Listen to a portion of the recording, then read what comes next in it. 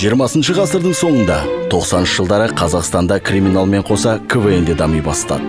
Басында КВН ойындары қазақ, орыс тілдерінде университет қабырғаларында ғана ойналатын.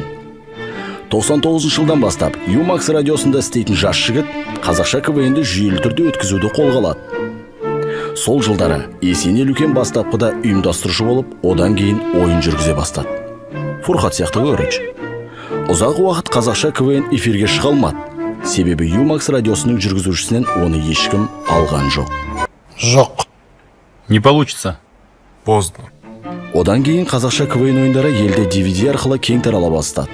Сол үшін пиратский диск сататын ағаларға алғыс білдіреміз. Армандар мен қиялдардың арқасында Қазақстан КВН одағы пайда болды. 2005 жылы Астанада алғаш рет маусымашар өтті. Ол маусымашарға 16 команда келді. Алғашқы маусымашардан Есен аға қанша ақша тапты? 25 теңге. 25 теңге демекші, Есен аға шығармашылық бірлестігі жайдарманшылардың алғашқы комедиясын түсірді. Жыл сайын маусымашарға келетін командалардың саны өсе бастады. Рекорд 2019 жылы 235 команда. 2011 жылға дейін қазақша КВН атауымен өткізілетін ойынның атауы бір кісі реніш білдіргендіктен ауысты. Ассалаумалейкум, Есен аға. КВН деген атау біздікі еді ғой. Енді мен не деп қоям? Білмеймін, бір қазақша атау қойсаңшы. Жақсы. 2012 жылдан бастап ойындар жайдарман атауымен алдыға қадам басты.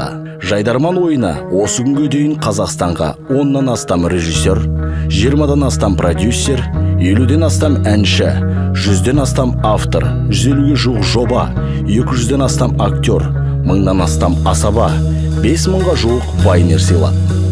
Вайнерлер үшін кешірім сұраймыз енді. Былайша айтқанда жайдарманшылар қазір барлық жерде. Жайдарманшылар өзінің кім екенін білсе, әлемді жаулап алады. Жайдарман Қазақстандағы 2005 жылдан бері тоқтаусыз өткен ғұмыры ең ұзақ бағдарлама. Халықаралық деңгейде ойындар өткізілді. Жайдарман елдегі ең үлкен жастардың қозғалысы. Осының бәрі Есен Елеукеннің арқасы. Мен бармын ғой. Уйбай. Осыған дейін жайдарман 18 маусым өткізді. 18 маусымда 19 чемпион шықты. Неге 19?